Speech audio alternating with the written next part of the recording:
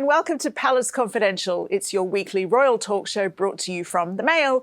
I'm Jo Elvin, and joining me to analyse another dramatic week in the House of Windsor are three of our very favourite experts. Kate Manzi, assistant editor of the Mail on Sunday, Richard Eden, the Daily Mail's diary editor and my TV husband, and in the studio this week, we thought she was just head and shoulders all this time. It's the Daily Mail's royal editor, Rebecca English. You click your fingers, I come. Welcome to you all. It's so great to have you here. And Rebecca, as a special treat, I'm going to start with you. And the order of the Garter ceremony, which always catches the eye, but it was obviously the goings-on, the drama between William and Andrew that's had everybody talking. I mean, it was fascinating. And, you know, for those that don't know, Order of Garter, the most ancient order of chivalry in the UK. I was talking about this several weeks ago with someone quite high up the pecking order and was like, do you really think he's going to go? And they were like, yeah, he's insisting on going. I was like, Order of Chivalry, not a word you'd often associate with Prince Andrew. Garter. And I said at the time, like, can he not see, can the palace not see how this will look? I hate the word optics, but this really was the right word for the occasion on this. And he was fighting it right up until the last minute. There was an 11th hour kind of pincer movement by Prince Charles and the Duke of Cambridge, and they eventually persuaded him to kind of come back off the ledge and not attend in public. But of course, it did create a huge kerfuffle, a very, very public debate about something that should have been decided months ago. What do you think, how much credibility is there in this story of a William ultimatum, it's me or him? I think there's a lot of truth in it. I mean, I'll be honest, I don't know 100% for sure, but just knowing the way the family dynamics work, the way that William's using his voice more now, and it was very clear that only someone of Charles or William's calibre could have really afforded that last minute change and persuaded Andrew not to go and the Queen to accept that. Yes, I mean, speaking of William's voice, Richard, we have often heard that Charles really likes to shy away from any kind of confrontation, which would add more credence to the idea that it was William who put his foot down. Someone said to me a few weeks ago that Prince William's been, in their words, sort of throwing his weight around a bit. And at the time I was a bit dismissive, but they said there's been a few tensions between him and Prince Charles over this. But I thought this really did seem to be an example where he was saying, you know, enough is enough, no way am I going to be there. I mean, the royal correspondent Robert Jobson reported how there'd almost been an ultimatum by William that he'd said, you know, I won't go if Andrew's going to be parading through Windsor. And it would have been a terrible look. And it's good, it's reassuring that William knows that, and he knows how damaging that is. Kate, do you think this is potentially another battleground being drawn up? We've got, you know, we've had the Megxit Harry and William sideshow for a little while, and now there's this happening. Yeah, I think with this, actually, it's even more interesting and important than what we saw with Megxit, because we saw Harry say, I don't want to be part of this anymore, and he left. Or I'd like to still have a few jobs. And the Queen said, well, no, you're either with us or you're out. And he chose to be out. With Andrew, this has been foisted upon him. So he's never chosen to step away, really. You know, we had that statement, but there was a lot of pressure on him to deliver that statement. So it's fascinating, because this is the modernisation of the monarchy in real time, because here you've got your birthright, which is why you're a member of the royal family, and your pecking order and all that sort of thing. But for the first time, you have to not just be born into your HRH, this is a totally new thing, that you have to continue to deserve it. So he's had his HRH taken away. You have to not be friends with convicted sex offenders. Well, and Andrew feels very sore about it all, because he says, well, you know, this was a civil case, it was settled out of court, he's not been found guilty of a crime, you know, in a court of law. So he very much feels like he should be part and parcel of everything. But then the palace, on the other hand, is, you know, the Queen and the other senior royals, you know, Charles and William, are stepping in to protect the monarchy, saying, no, it's not just something you're born into anymore. This is something you have to, you know, it's a privilege, you have to deserve it. I mean, mining a positive about Prince Andrew, Rebecca, I want to turn to Prince William and his role a bit later, but, you know, we heard he was losing his titles, he'll step back from royal life, but he's been a persistent. The tenacity is there. Well, his argument on the Order of the Garter was, although he has stepped back from public life and handed back his official roles, this was given to him by the Queen in a personal capacity for loyal service to the Crown. So that was his argument. But I think what was really fascinating was, even though he was persuaded to step down from the ledge and not attend to the public events, he still attended the private lunch and the investiture at Windsor Castle. You know, we saw pictures of him driving himself there. And I think that's really indicative of his state of mind. You know, as you rightly say, and as Kate said, he is being dragged through it, screaming and kicking, you know, to actually take a proper step back. So this is why I do think it's going to be a running sore for the family, you know, certainly for the foreseeable future. What do you, Richard, make of reports that he wants to retain his HRH title and this blood prince status? I think they're totally believable, these reports, but it's a disgrace.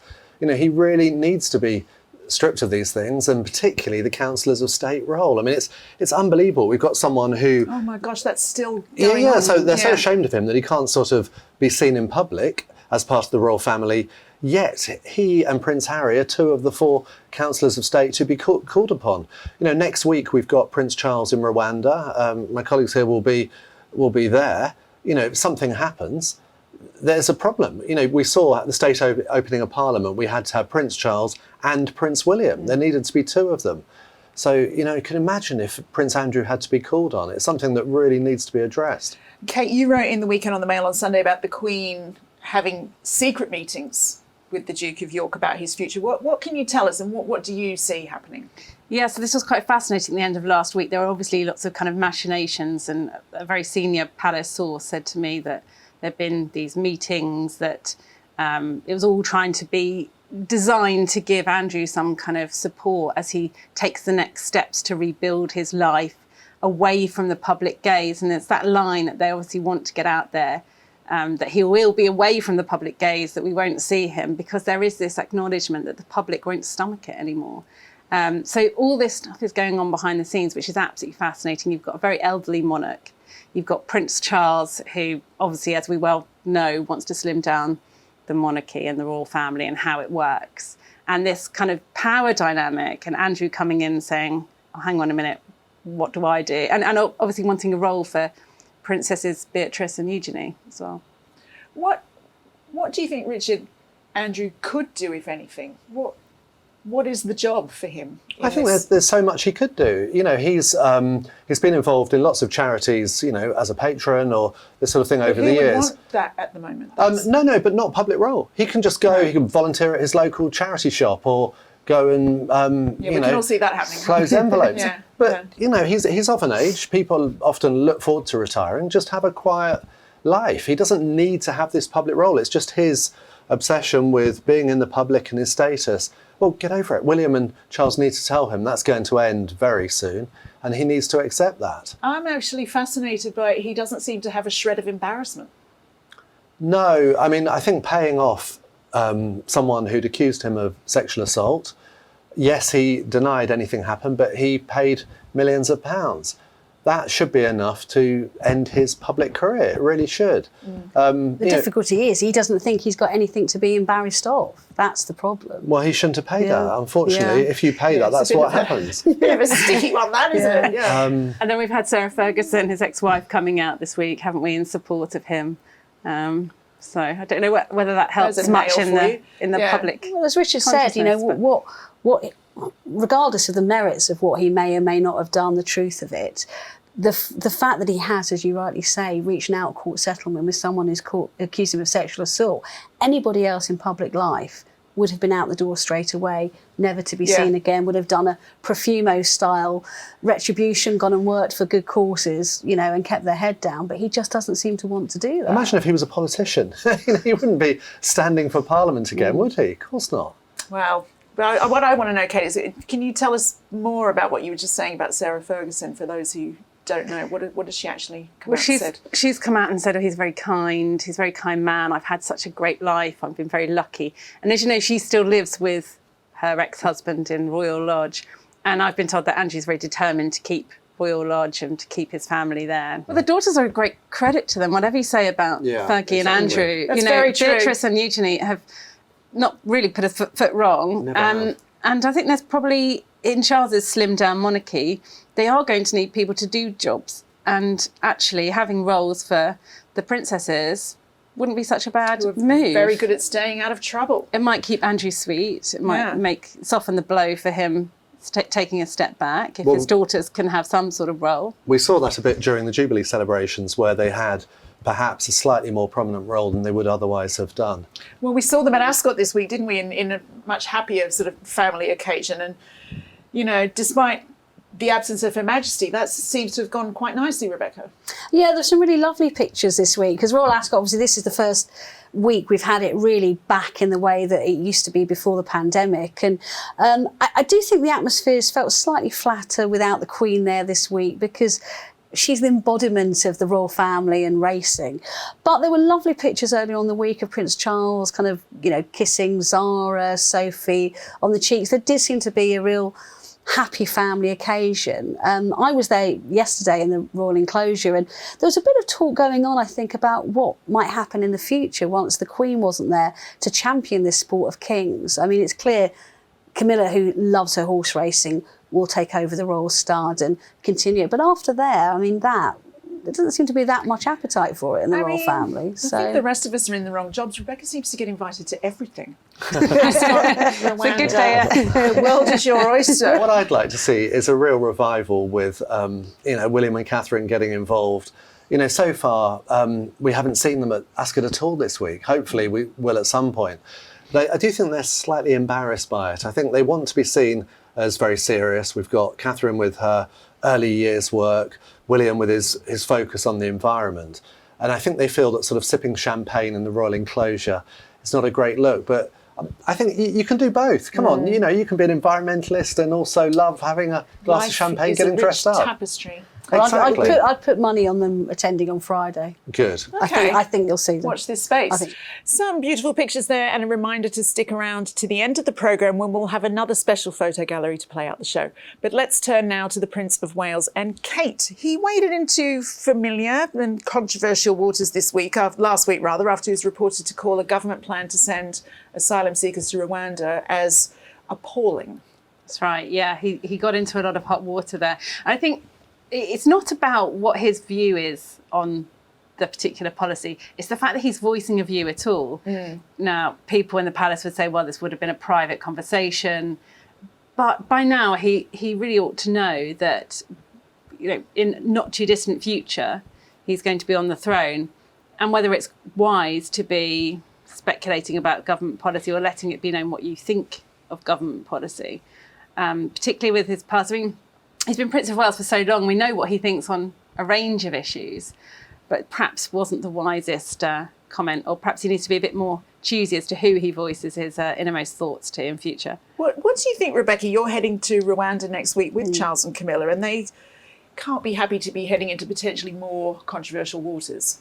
It's definitely going to be a more tricky trip than I think anybody thought it was. I mean, you know, Chogam is a big thing for the royal family. The Queen's obviously head of the Commonwealth, and Prince Charles has already been anointed as her heir. They really want to ensure that this continues to work as a family of nations.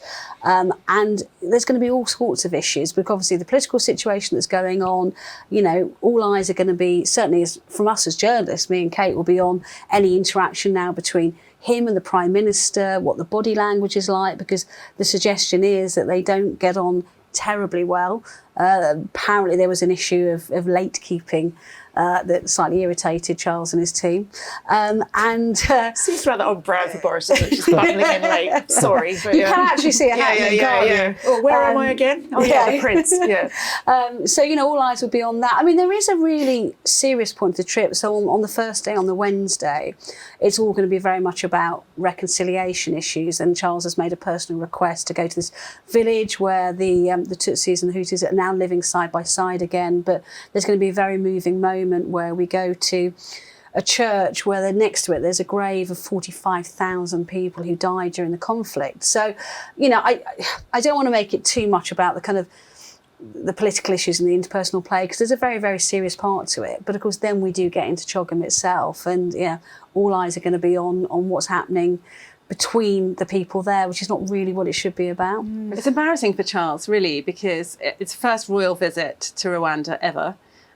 It's also going to be Charles stepping in for the Queen.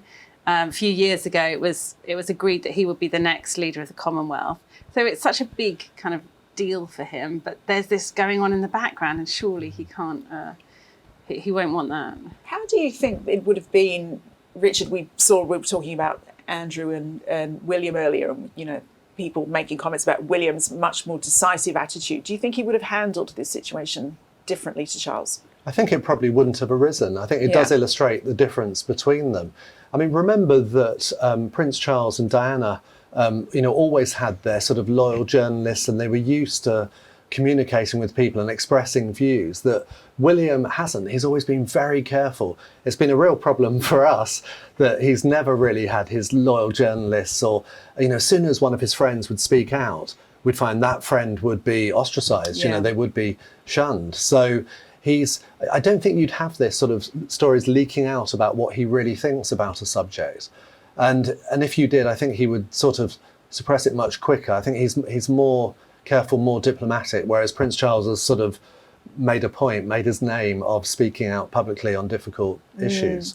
Next week, Rebecca, there's, the amazing milestone, I can't believe it, because he's the same age as my baby sister, but Prince William is turning 40. Do you think we're starting to see a portrait of the kind of king that he will be? 100%. I mean, there's been a really seismic change with him. I think over the last 5 to 6 years, where he's really finding his voice. He's now focusing on the issues he really wants to highlight. And I do think we are going to hear more of what he thinks about things, as we did, and Kate will know as well, when we went on that trip to the Caribbean and there was a certain amount of controversy about it. I know he was thinking all the way through that trip of writing something at the end of his thoughts about the trip. But obviously when things started to go a little bit awry, he sat down with his staff and said, right, I want to seize the agenda on this. I want people to know what I think about what's happened and what lessons we can learn moving forward. Now, that's something that would have never happened before. His father, his grandmother wouldn't have done, but he was very keen to do, and did it without any discussion with Buckingham Palace. So I do think we are going to see more of this in the future, definitely. I mean, this age gap between Charles and William, Kate, means that anything that Charles presides over, anything he says, there's going to be for a very long time people wondering what that comparison is with what William thinks.